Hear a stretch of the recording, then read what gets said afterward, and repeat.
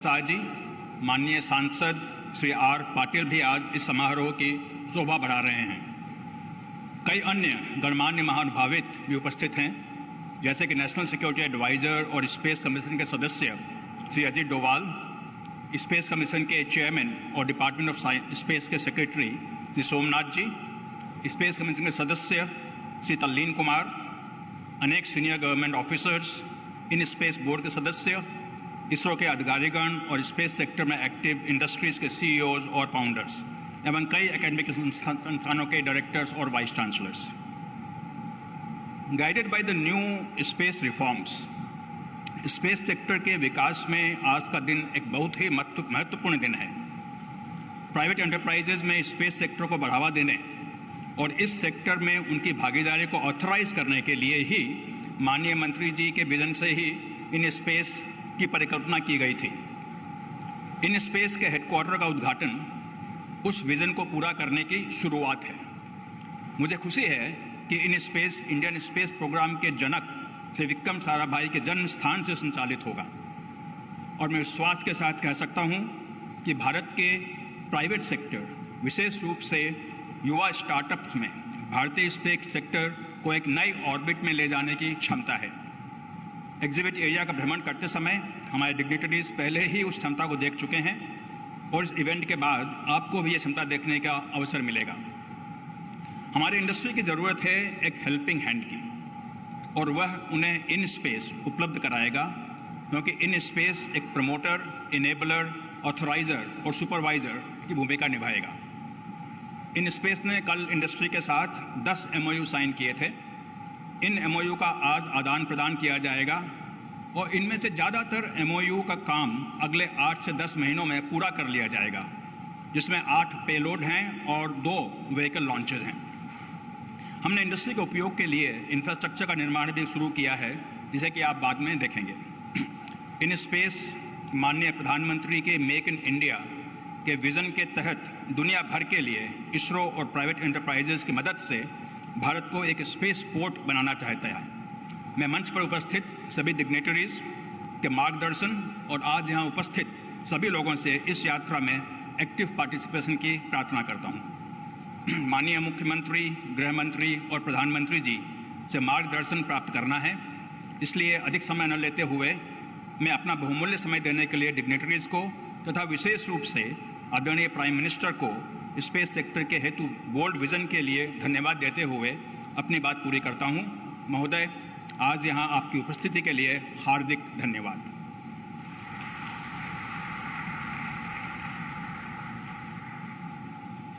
धन्यवाद डॉक्टर गोयनका जी। अब मैं हमारे बीच में उपस्थित माननीय केंद्रीय गृह मंत्री श्री अमित शाह जी से सादर अनुरोध करता हूं कि वे हमें अपने उद्बोधन से कृतार्थ करें।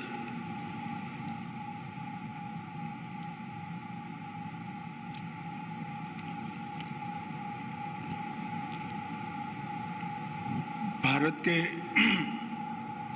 अंतरिक्ष क्षेत्र के लिए अति महत्वपूर्ण एक कार्यक्रम में आज मंच पर उपस्थित, जिनकी कल्पना के कारण ही आज इन स्पेस अस्तित्व में आ रहा है, ऐसे भारत के प्रधानमंत्री आदरणीय नरेंद्र भाई, गुजरात के लोकप्रिय मुख्यमंत्री श्रीमान भूपेंद्र भाई, राष्ट्रीय सुरक्षा सलाहकार श्री अजीत डोभाल जी, भारतीय जनता पार्टी के गुजरात प्रदेश के अध्यक्ष और सांसद श्री CR पाटिल जी, अध्यक्ष इसरो श्री S सोमनाथ जी, अध्यक्ष इन स्पेस श्री पवन कुमार गोयनका जी और उपस्थित इस क्षेत्र के सभी महानुभाव, आज मोदी जी के हाथ से इन स्पेस के मुख्यालय के उद्घाटन के साथ ही भारत ने अंतरिक्ष क्षेत्र में एक बहुत बड़ा पड़ाव आज पारित किया है। आजादी के अमृत महोत्सव के वर्ष में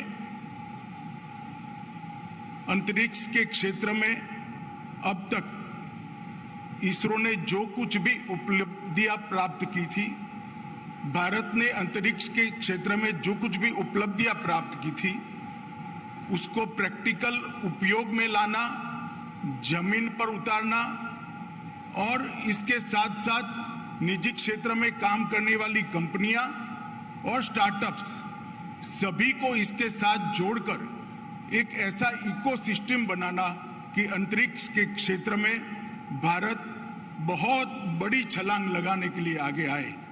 ये कल्पना भारत के प्रधानमंत्री श्री नरेंद्र मोदी जी ने 2 साल पहले की और इसकी शुरुआत अंतरिक्ष क्षेत्र में प्रमुख सुधारों से हुई। भारतीय अंतरिक्ष क्षेत्र की अपार संभावनाओं के द्वार तो इससे खुलेंगे ही, इसके साथ साथ भारतीय अंतरिक्ष उद्योग हमारी इकोनॉमी में एक बहुत बड़ा कंट्रीब्यूटर भी बनेगा। आज स्पेस से जुड़े हुए बहुत सारे महत्वपूर्ण कंपनीज के निर्देशक और स्टार्टअप्स यहां पर उपस्थित है। तब मैं एक बात कहना चाहता हूं, आजादी के 75वें साल में हम हैं। 2014 के पहले जितनी भी सरकारें बनी, मैं बहुत बारीकी से स्टडी करने के बाद मेरी बात कहना चाहता हूं, इन्होंने नीति निर्धारण में, पॉलिसी मेकिंग में जितना काम होना चाहिए था नहीं किया। अनेक क्षेत्र ऐसे थे जो भारतीय लोगों के लिए, भारतीय समाज के लिए, भारत के टेक्नोक्रेट्स के लिए अनछुए रह गए, क्योंकि इसके अनुकूल नीति ही नहीं थी। मोदी जी ने 2014 में देश के प्रधानमंत्री बनने के बाद सबसे बड़ा अगर परिवर्तन किया तो भारत सरकार ने अनेक क्षेत्रों के अंदर नीति निर्धारण कर और इसके अनुरूप सरकार के कार्यक्रमों की रचना कर अनेक क्षेत्रों की संभावनाओं को खोलने का काम किया। स्पेस उसमें से एक है।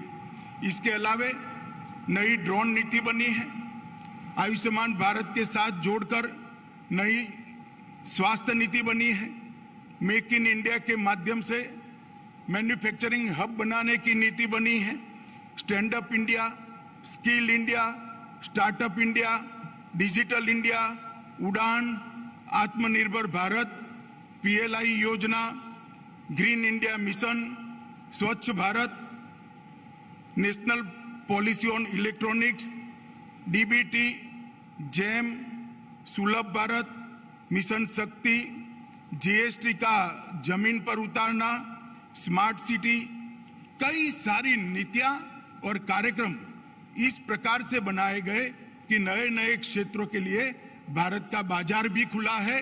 भारत के युवाओं के लिए एक इस प्रकार के मंच की, एक प्लेटफॉर्म की रचना हुई है जहां खड़ा रहकर वो विश्व के युवाओं के साथ स्पर्धा कर सके।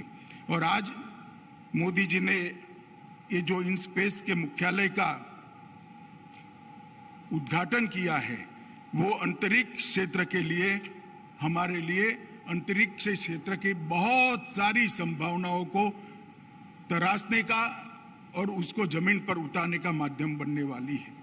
21वीं सदी का भारत आज जिस अप्रोच के साथ आगे बढ़ रहा है, जो रिफॉर्म कर रहा है, उसका मूल आधार मोदी जी की भारत के लोगों की क्षमता पर अटूट विश्वास है। मित्रों, आज मैं कोई अतिशयोक्ति के बगैर कहना चाहता हूं, मैं अभी 13 स्टार्टअप के स्टॉल को देखकर आया हूं। मुझे पूरा विश्वास है ये छोटा सा दिखाई पड़ने वाला कार्यक्रम भारत को स्पेस के क्षेत्र में जायंट बनाने के लिए बहुत बड़ा कदम सिद्ध होने वाला है। मोदी जी ने स्पेस क्षेत्र, स्पेस टेक्नोलॉजी, स्पेस एप्लीकेशन और स्पेस की एप्लीकेशन का कल्याणकारी उपयोग, ये सबों को संजोने के लिए इसकी कल्पना की थी।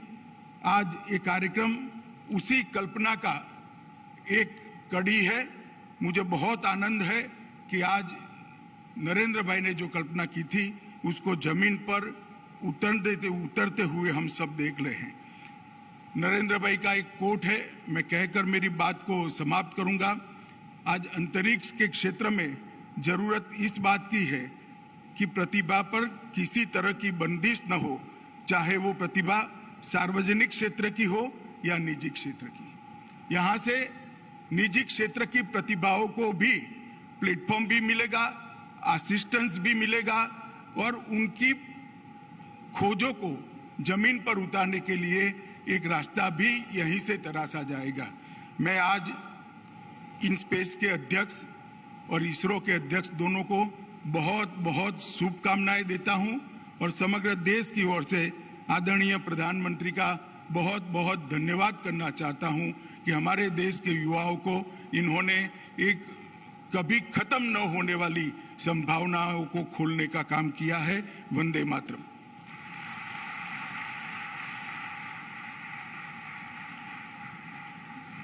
आपका हृदय से आभार माननीय केंद्रीय गृह मंत्री जी। अंतरिक्ष कार्यक्रम के आज के ऐतिहासिक दिवस पर गरवी गुजरात के माननीय मुख्यमंत्री श्री भूपेंद्र पटेल जी से नम्र निवेदन है कि वे अपना उद्बोधन दें।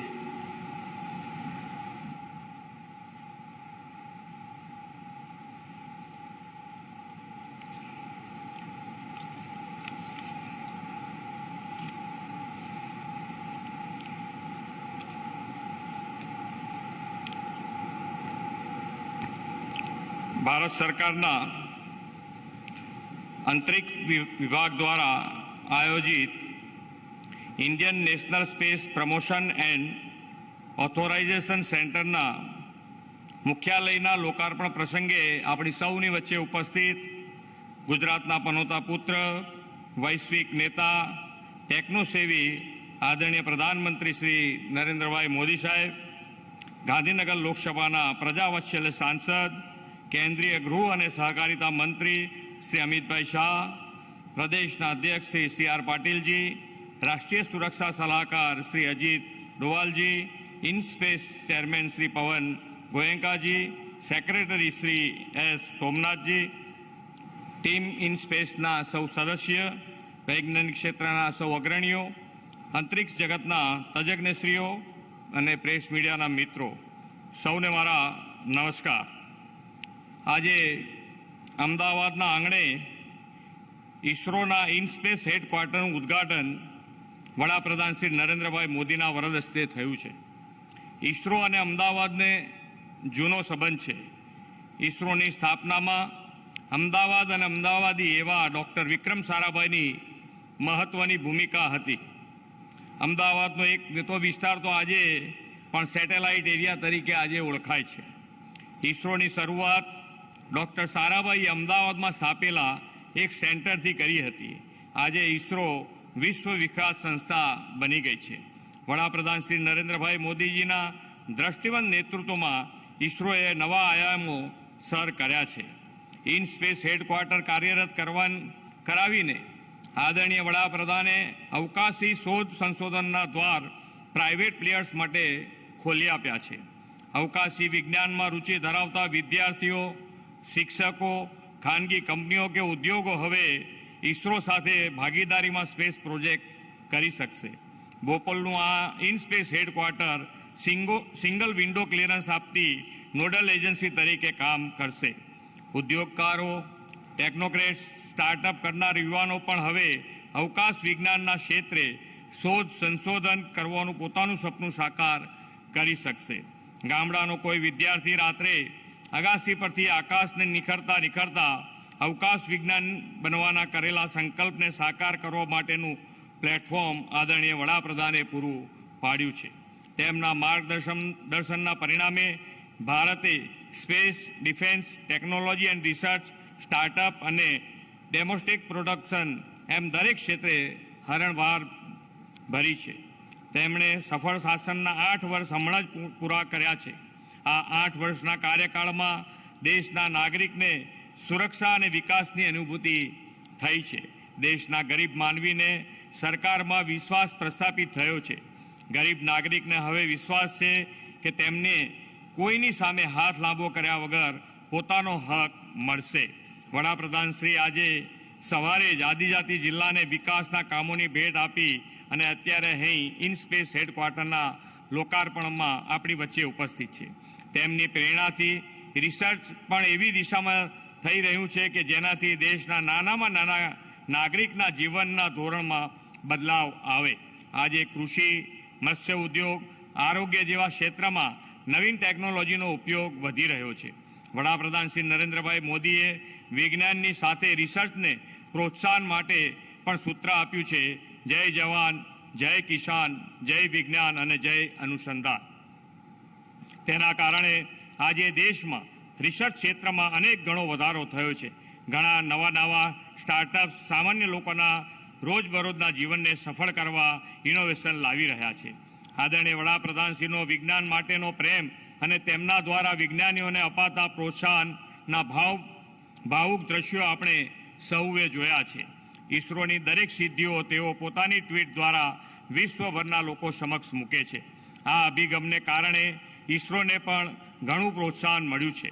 મારા માટે એક મુખ્યમંત્રી તરીકે અને આ વિસ્તારના ધારાસભ્ય તરીકે ખૂબ આનંદની વાત છે કે દેશની આ ઐતિહાસિક પહેલ મારા મતક્ષેત્રમાં થઈ રહી છે. હું આ વિસ્તારના ધારાસભ્ય તરીકે અને ગુજરાતના મુખ્યમંત્રી તરીકે પણ આદરણીય વડાપ્રધાનશ્રીનો આ ભેટ આપવા માટે આભાર વ્યક્ત કરું છું. દેશના વડાપ્રધાન શ્રી નરેન્દ્રભાઈ મોદીની પ્રેરણાથી આઝાદીનો અમૃત મહોત્સવ ઉજવાઈ રહ્યો છે. મને વિશ્વાસ છે કે વિજ્ઞાનરૂપી અમૃત આવનાર દિવસોમાં દેશના કરોડો નાગરિકના જીવનમાં સકારાત્મક બદલાવ લાવશે. આ અમૃતકાળમાં ઇસરો પણ વિશ્વમાં પોતાની સિદ્ધિઓની ધજા લહેરાવશે એવા વિશ્વાસ સાથે વિરમું છું. ભારત માતા કી જય, વંદે માતરમ, જય જય ગરવી ગુજરાત.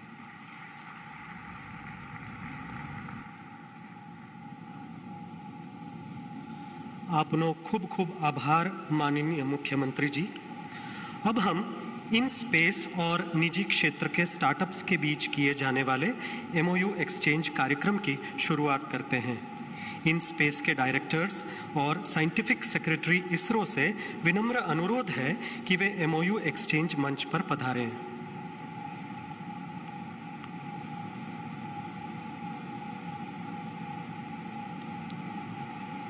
सर्वप्रथम मैं अग्निकुल कॉस्मोस चेन्नई को MOU एक्सचेंज के लिए आमंत्रित करता हूं. यह MOU मुख्यतः डेटा एवं technical information sharing, launch vehicles की प्रणालियों के डेवलपमेंट और टेस्टिंग हेतु इसरो की सुविधाओं के उपयोग एवं सहयोग के लिए किया गया है.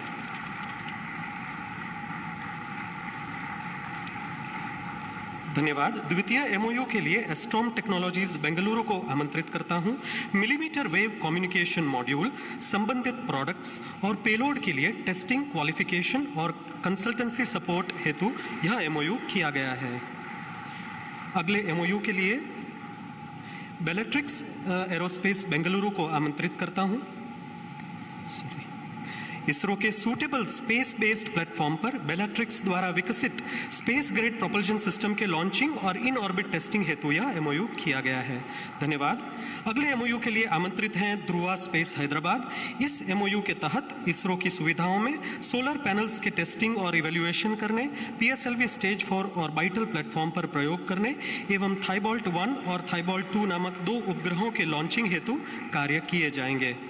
धन्यवाद. अगले MOU के लिए आमंत्रित हैं Digantara research and technologies Bengaluru. ISRO के सूटेबल स्पेस बेस्ड प्लेटफॉर्म पर दिगंतरा के स्पेस वेदर मॉनिटरिंग पेलोड एवं स्पेस सिचुएशनल अवेयरनेस विकसित करने के लिए यह MOU किया गया है. धन्यवाद.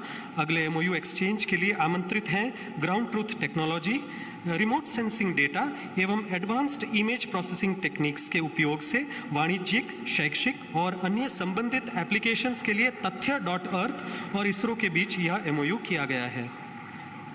धन्यवाद. अगले MOU के लिए Indian technology Congress association Bengaluru को आमंत्रित करते हैं. विभिन्न शैक्षणिक संस्थानों, उद्योगों एवं कॉलेजों के छात्रों द्वारा बनाए गए 75 उपग्रहों के इसरो द्वारा लॉन्चिंग के लिए यह MOU किया गया है. धन्यवाद. अगले MOU के विनिमय के लिए पता नेविगेशंस इंदौर को आमंत्रित करते हैं. इसरो की जियो स्पैशियल सर्विसेज एवं एप्लीकेशन इंटरफेसेस का उपयोग करके एक सशक्त एड्रेसिंग सिस्टम बनाना इस MOU का लक्ष्य है. धन्यवाद. अगले MOU हेतु Skyroot space aerospace Hyderabad को आमंत्रण है. यह MOU स्पेस लॉन्च व्हीकल्स की सिस्टम्स के डेवलपमेंट एवं टेस्टिंग के लिए इसरो की सुविधाओं का उपयोग करने हेतु किया गया है. धन्यवाद। इस क्रम में अंतिम एमओयू के लिए स्पेस किड्स इंडिया चेन्नई को आमंत्रण है। 75 सरकारी स्कूलों की 750 छात्रों द्वारा निर्मित आजादी सेट नामक टेक्नोलॉजी डेमोन्स्ट्रेशन सैटेलाइट को इसरो द्वारा लॉन्च किए जाने हेतु यह एमओयू किया गया है। आज का यह अंतिम एमओयू आजादी के अमृत वर्ष के दौरान बेटी बढ़ाओ की दिशा में एक और सार्थक कदम है। धन्यवाद। जिस घड़ी का हमें बेसब्री से इंतजार था, वह घड़ी अब आ गई है। इस शुभ अवसर पर मैं अत्यंत विनम्रता से परम सम्माननीय एवं लोकप्रिय प्रधानमंत्री जी से निवेदन करता हूं कि वे अपने आशीर्वचनों से हमारा मार्गदर्शन करें।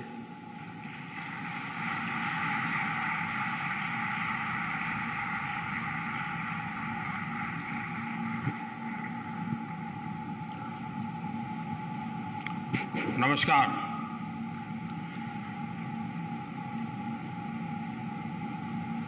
केंद्र में मंत्रिमंडल के मेरे साथी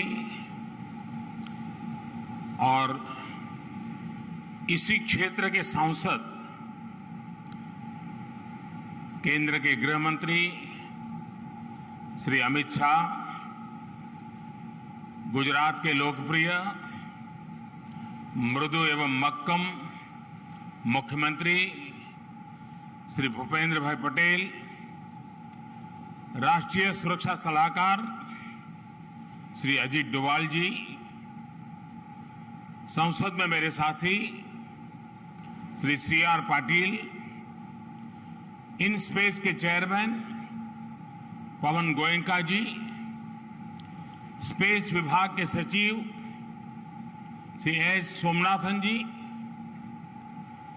भारत की स्पेस इंडस्ट्री के सभी प्रतिनिधि, अन्य महानुभाव, देवी और सज्जनों, आज 21वीं सदी के आधुनिक भारत की विकास यात्रा में एक शानदार अध्याय जुड़ा है। Indian national space promotion and authorisation centre यानी इन स्पेस के हेडक्वार्टर के लिए सभी देशवासियों को और विशेष करके साइंटिफिक कम्युनिटी को मैं बहुत बहुत बधाई देता हूं। आजकल हम देखते हैं कि सोशल मीडिया पर युवाओं को कुछ एक्साइटिंग या इंटरेस्टिंग पोस्ट करना होता है तो उससे पहले वो अलर्ट करते हैं और अलर्ट में मैसेजिंग करते हैं, watch this space, watch this space. Bharat की स्पेस इंडस्ट्रीज के लिए इन स्पेस का लॉन्च होना वॉच दिस स्पेस मोमेंट की तरह ही है। इन स्पेस भारत के युवाओं को, भारत के बेस्ट साइंटिफिक माइंड्स को अपने टैलेंट दिखाने का एक अभूतपूर्व अवसर है। चाहे वो सरकार में काम कर रहे हो या सेक्टर में, इन स्पेस सभी के लिए बेहतरीन अवसर लेकर के आया है। इन स्पेस में भारत की स्पेस इंडस्ट्रीज में क्रांति लाने की बहुत क्षमता है और इसलिए मैं आज जरूर इस बात को कहूंगा कि watch this space. IN space is for space, IN space is for pace, IN space is for ace. साथियों, दशकों तक भारत में स्पेस सेक्टर से जुड़ी प्राइवेट इंडस्ट्री को सिर्फ वेंडर के तौर पर ही देखा गया। सरकार ही सारे स्पेस मिशन और प्रोजेक्ट्स पर काम करती थी। हमारे प्राइवेट सेक्टर वाले लोगों से जरूरत के हिसाब से बस कुछ पार्ट्स और इक्विपमेंट्स ले लिए जाते थे। प्राइवेट सेक्टर को सिर्फ वेंडर बना देने की वजह से उसके सामने आगे बढ़ने के रास्ते हमेशा अवरुद्ध रहे। एक दीवार खड़ी रही जो सरकारी व्यवस्था में नहीं है, भले ही वो कोई वैज्ञानिक हो या फिर कोई युवा, वो स्पेस सेक्टर से जुड़े अपने आइडियाज पर काम ही नहीं कर पाते थे। और इस सब में नुकसान किसका हो रहा था? नुकसान देश का हो रहा था। और इस बात गवाह है कि आखिर बिग आइडियाज ही तो विनर्स बनाते हैं।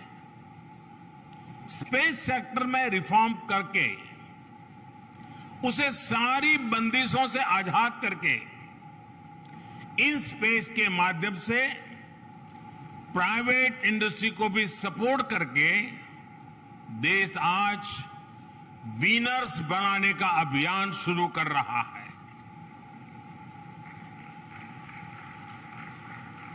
आज प्राइवेट सेक्टर सिर्फ वेंडर बनकर नहीं रहेगा, बल्कि स्पेस सेक्टर में बिग विनर्स की भूमिका निभाएगा।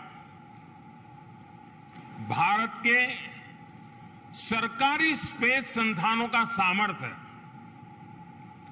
और भारत के प्राइवेट सेक्टर का पैशन जब एक साथ जुड़ेगा तो उसके लिए आसमान भी कम पड़ेगा। Even sky is not the limit.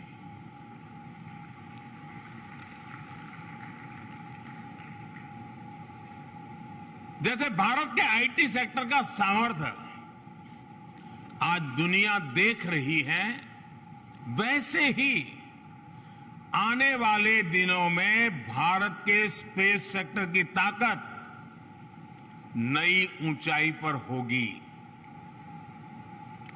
In space industry, startups और इसरो के बीच ट्रांसफर ऑफ टेक्नोलॉजी को भी फैसिलिटेट करने का काम करेगा। प्राइवेट सेक्टर इसरो के रिसोर्सेज का इस्तेमाल भी कर सके, इसरो के साथ मिलकर काम कर सके, ये भी सुनिश्चित किया जा रहा है। साथियों, स्पेस सेक्टर में ये रिफॉर्म करते समय मेरे मन में हमेशा भारत के युवाओं का असीम सामर्थ्य रहा। और अभी जिन स्टार्टअप्स में जाकर के मैं आया हूं, बहुत छोटी आयु के नौजवान और बहुत बुलंद हौसले के साथ वो कदम आगे रख रहे हैं। उनको देख करके, उनको सुन करके मेरा मन बड़ा प्रसन्न हो गया। मैं इन सभी नौजवानों को बधाई देता हूं। स्पेस सेक्टर में पहले की जो व्यवस्थाएं थी, उसमें भारत के युवाओं को उतने मौके नहीं मिल रहे थे। देश के नौजवान अपने साथ इनोवेशन, एनर्जी और स्पिरिट ऑफ एक्सप्लोरेशन को लेकर आते हैं। उनकी रिस्क टेकिंग कैपेसिटी भी बहुत होती है। ये किसी भी देश के विकास के लिए बहुत जरूरी होता है। लेकिन अगर कोई युवा कोई इमारत बनाना चाहे तो क्या हम उसे कह सकते हैं कि सिर्फ पीडब्ल्यूडी से बनवाओ? अगर कोई युवा कुछ इनोवेट करना चाहता है तो क्या उसे हम बोल सकते हैं कि ये काम सिर्फ गवर्नमेंट फैसिलिटी से ही होगा? ये सुनने में ही अजीब लगता है, लेकिन हमारे देश में अलग अलग सेक्टर्स में यही हालत थी। ये देश का दुर्भाग्य रहा कि समय के साथ रेगुलेशन और रिस्ट्रिक्शन, इसके बीच में जो अंतर होता है उसे भुला दिया गया। आज जब भारत का युवा राष्ट्र निर्माण में ज्यादा से ज्यादा भागीदार बनना चाहता है, तो हम उसके सामने ये शर्त नहीं रख सकते कि जो करना है सरकारी रास्ते से ही करो। ऐसी शर्त का जमाना चला गया। हमारी सरकार भारत के युवाओं के सामने से हर अवरोध को हटा रही है, लगातार रिफॉर्म्स कर रही है। डिफेंस सेक्टर को प्राइवेट इंडस्ट्री के लिए खोल देना, आधुनिक ड्रोन पॉलिसी बनाना हो, जियो स्पेशल डाटा गाइडलाइंस बनानी हो, टेलीकॉम आईटी सेक्टर में वर्क फ्रॉम एनीवेयर की सहूलियत देनी हो, सरकार हर दिशा में काम कर रही है।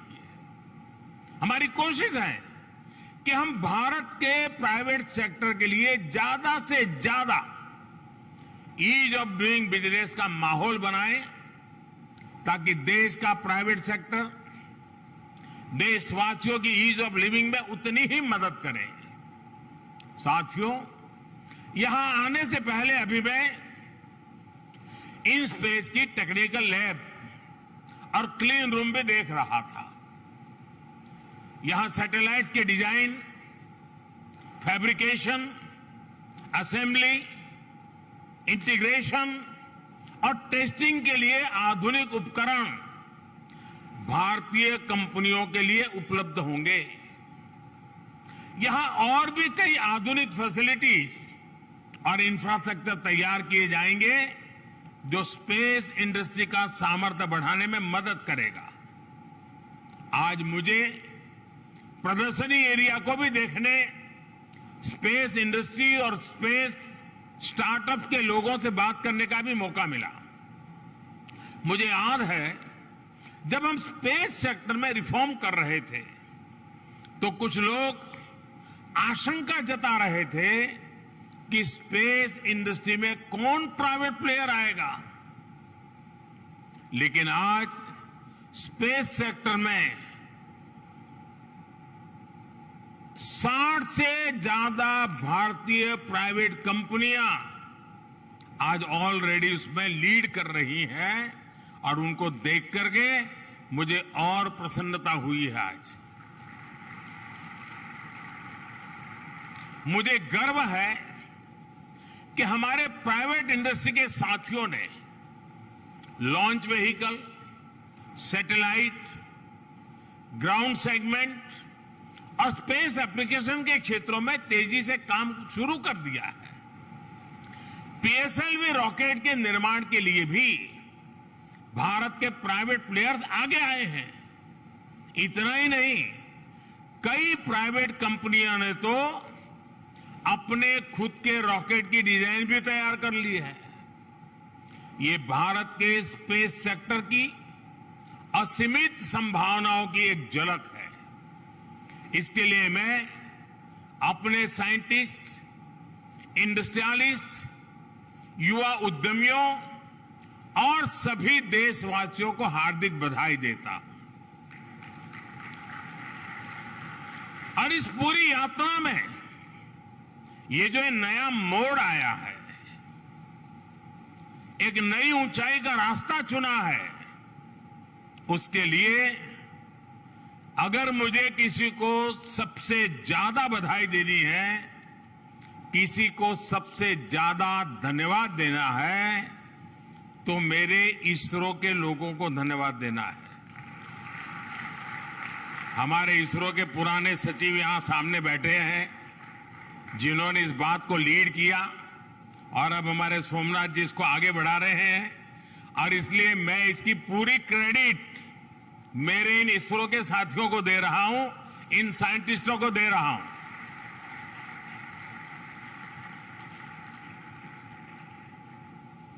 ये छोटा निर्णय नहीं है दोस्तों, और ये स्टार्टअप वालों को पता है कि इतने महत्वपूर्ण निर्णय के कारण वो हिंदुस्तान को और दुनिया को क्या कुछ देने के लिए बुलंद हौसला रखते हैं। और इसलिए इसकी पूरी क्रेडिट इसरो को जाती है। उन्होंने इस काम में बढ़ चढ़ करके कदम उठाए हैं, चीजों को तेजी से आगे बढ़ाने के लिए उन्होंने कोशिश की है। और जहां अपनी ही मालिकी थी, वो कह रहे नहीं, आइए देश के नौजवान, ये आपका है, आप आगे बढ़िए। ये अपने आप में बहुत बड़ा क्रांतिकारी डिसीजन है। साथियों, हम इस समय अपनी आजादी के 75 साल का अमृत महोत्सव मना रहे हैं। आज भारत में हमारी जिन सफलताओं ने करोड़ों देशवासियों को प्रेरणा दी, उन्हें आत्मविश्वास दिया, उनमें हमारी स्पेस उपलब्धियों का विशेष योगदान है। इसरो जब कोई रॉकेट लॉन्च करता है, कोई अभियान अंतरिक्ष में भेजता है, तो पूरा देश उससे जुड़ जाता है, गर्व महसूस करता है। देश उसके लिए प्रार्थनाएं करता है, और जब वो सफल होता है तो हर देशवासी आनंद, उमंग और गर्व से उसकी अभिव्यक्ति करता है, और उस सफलता को हिंदुस्तान का हर नागरिक खुद की सफलता मानता है। और अगर कहीं कुछ अनहोनी हो जाए, अकल्पनीय हो गया, तो भी देश अपने वैज्ञानिकों के साथ खड़े होकर उनका हौसला बढ़ाता है। कोई साइंटिस्ट है या किसान मजदूर है, विज्ञान की तकनीकियों को समझता है या नहीं समझता है, इन सब से ऊपर हमारा स्पेस मिशन देश के जन गण के मन का मिशन बन जाता है। मिशन चंद्रयान के दौरान हमने भारत की इस भावनात्मक एकजुटता को देखा था। भारत का अंतरिक्ष अभियान एक तरह से आत्मनिर्भर भारत की सबसे बड़ी पहचान रहा है। अब जब इस अभियान को भारत के प्राइवेट सेक्टर की ताकत मिलेगी, तो उसकी शक्ति कितनी ज्यादा बढ़ जाएगी, आप इसका अंदाजा लगा सकते हैं। साथियों, 21वीं सदी के इस समय में आपकी हमारी जिंदगी में हर रोज स्पेस टेक्नोलॉजी की भूमिका बढ़ती जा रही है।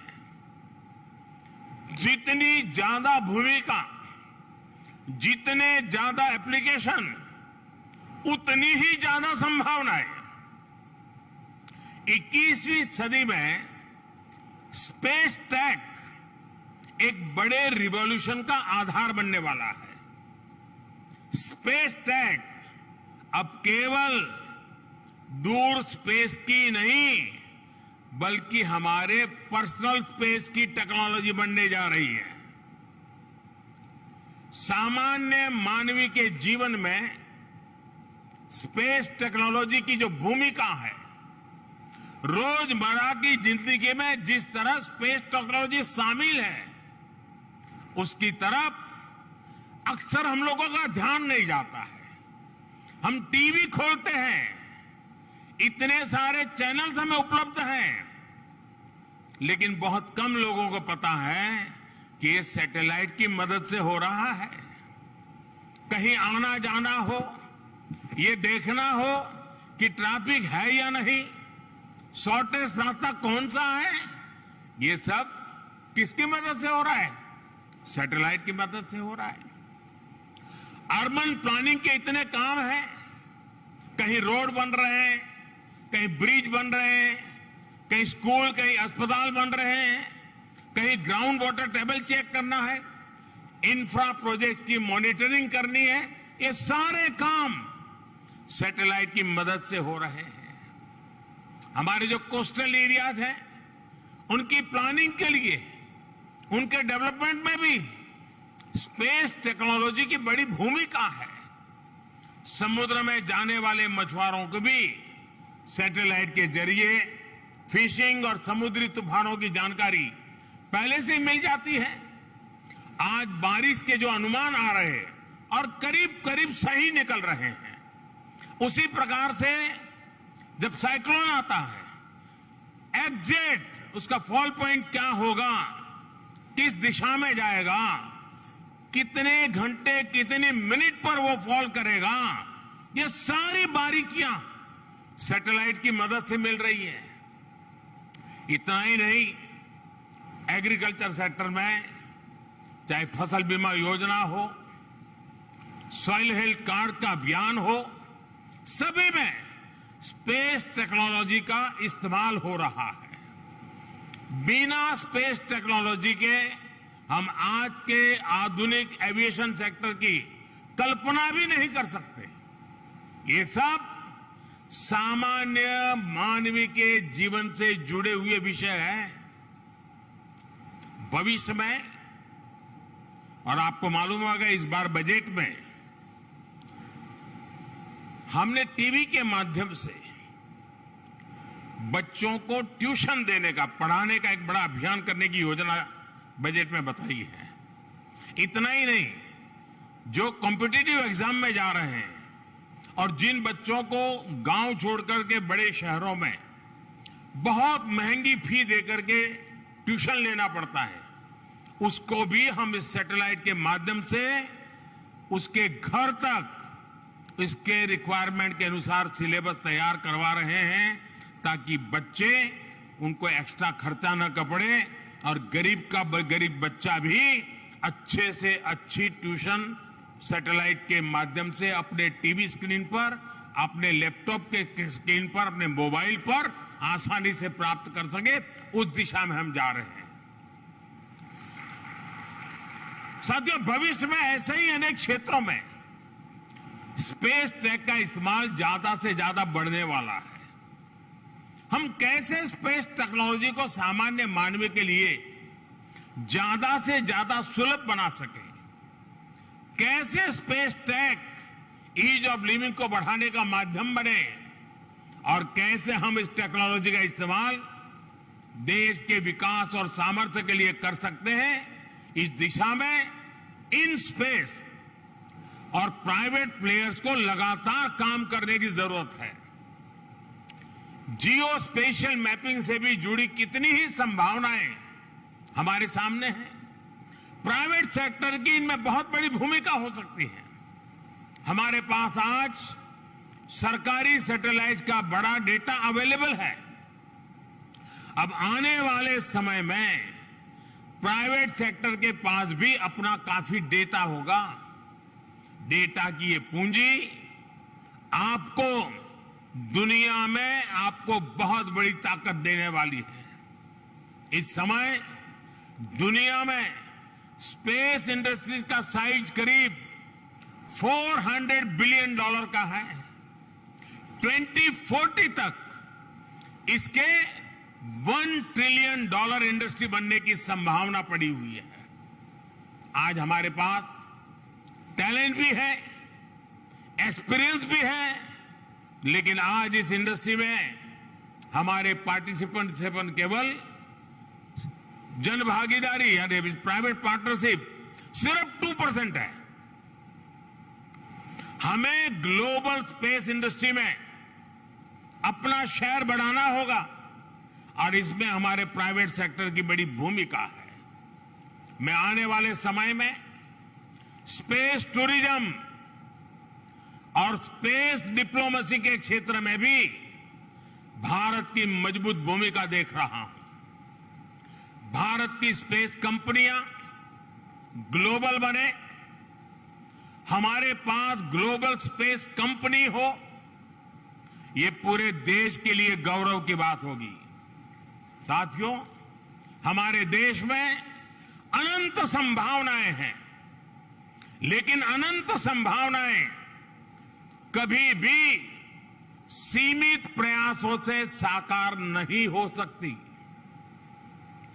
मैं आपको आश्वस्त करता हूं, देश के नौजवानों को आश्वस्त करता हूं, साइंटिफिक टेम्परामेंट वाले, रिस्क टेकिंग कैपेसिटी वाले नौजवानों को आश्वस्त करना चाहता हूं कि स्पेस सेक्टर में रिफॉर्म का यह सिलसिला आगे भी अनवरत जारी रहेगा।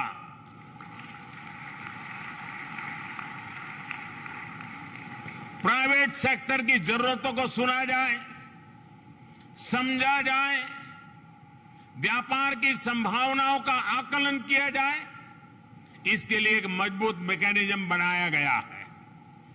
इन स्पेस इस दिशा में प्राइवेट सेक्टर की सभी जरूरतों को पूरा करने के लिए एक single window independent nodal agency के रूप में काम करेगा। सरकारी कंपनियां, स्पेस इंडस्ट्रीज, स्टार्टअप्स और इंस्टीट्यूट्स के बीच सामंजस्य के साथ आगे बढ़ने के लिए भारत नई भारतीय अंतरिक्ष नीति पर भी काम कर रहा है। हम स्पेस सेक्टर में ईज ऑफ डूइंग बिजनेस को बढ़ावा देने के लिए भी जल्द ही एक पॉलिसी लेकर आने वाले हैं। साथियों, मानवता का भविष्य, उसका विकास आने वाले दिनों में दो ऐसे क्षेत्र हैं जो सबसे ज्यादा प्रभावी होने वाले हैं। हम जितना जल्दी उसको एक्सप्लोर करेंगे, दुनिया की स्पर्धा में हम देरी किए बिना जितने आगे बढ़ेंगे, हम परिस्थितियों को लीड भी कर पा सकते हैं, कंट्रोल भी कर सकते हैं। और वो दो क्षेत्र हैं, एक है स्पेस, दूसरा है सी, समंदर। ये बहुत बड़ी ताकत बनने वाले हैं और आज हम नीतियों के द्वारा उन सबको एड्रेस करने का प्रयास कर रहे हैं और देश के नौजवानों को इसके साथ जुड़ने के लिए प्रोत्साहित कर रहे हैं। स्पेस के लिए हमारे युवाओं में, खासकर के स्टूडेंट्स में जो क्यूरियोसिटी हो, वो भारत के स्पेस इंडस्ट्री के विकास के लिए बहुत बड़ी ताकत होती है। इसलिए हमारा प्रयास है कि देश में बनी हजारों अटल टिंकरिंग लैब्स में स्टूडेंट्स को स्पेस से जुड़े विषयों से निरंतर परिचित कराया जाए, उन्हें अपडेट रखा जाए।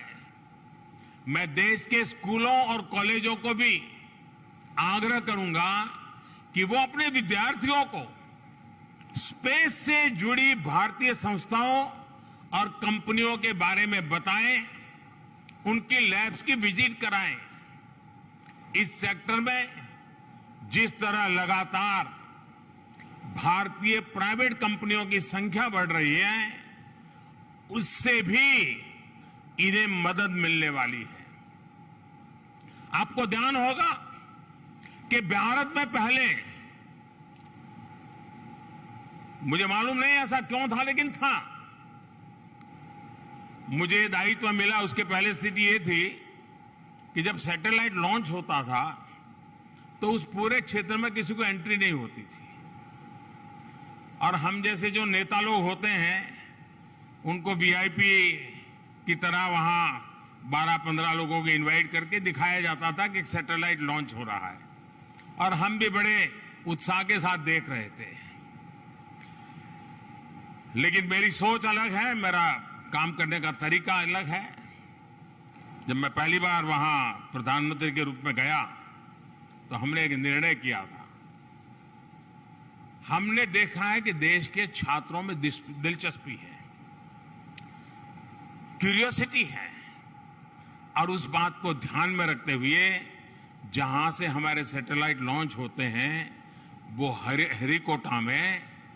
श्रीहरिकोटा में हमने एक बहुत बड़ी लॉन्च देखने की, जब सैटेलाइट जाता है उसको देखने के लिए व्यू गैलरी का निर्माण किया है। और कोई भी नागरिक, कोई भी स्कूल का विद्यार्थी भी इस कार्यक्रम को देख सकता है और बैठने की व्यवस्था भी छोटी नहीं है। 10,000 लोग बैठ करके इस सैटेलाइट लॉन्च को देख सके, इसका प्रबंध किया। चीजें छोटी लगती हैं, लेकिन भारत के जीवन पर इसका बहुत बड़ा प्रभाव हो रहा है। साथियों, इन स्पेस हेडक्वार्टर का लोकार्पण आज हो रहा है। एक प्रकार से गतिविधि का केंद्र बनता जा रहा है। मुझे इस बात की भी खुशी है कि गुजरात अलग अलग सेक्टर्स में राष्ट्रीय और अंतर्राष्ट्रीय स्तर के बड़े संस्थानों का सेंटर बनता जा रहा है। मैं भूपेंद्र भाई और उनकी पूरी टीम को, गुजरात सरकार के हमारे सभी साथियों को, उनके इस इनिशिएटिव के लिए, प्रोएक्टिव हर नीतियों को सपोर्ट करने के लिए मैं हृदय से आभार व्यक्त करता हूं, अभिनंदन करता हूं। और आपको मालूम है, अभी कुछ सप्ताह पहले ही जामनगर में WHO के global centre for traditional medicine का काम शुरू हुआ है। राष्ट्रीय रक्षा यूनिवर्सिटी हो, नेशनल लॉ यूनिवर्सिटी हो, पंडित दीनदयाल उपाध्याय एनर्जी यूनिवर्सिटी हो, नेशनल फॉरेंसिक साइंस यूनिवर्सिटी हो, नेशनल इनोवेशन फाउंडेशन हो, चिल्ड्रंस यूनिवर्सिटी हो, कितने ही नेशनल इंस्टीट्यूट्स यहां आसपास में ही हैं। Bhaskaracharya institute for space application and Jio informatics यानी बाइसेट, इसकी स्थापना देश के अन्य राज्यों को भी प्रेरणा बन गई है।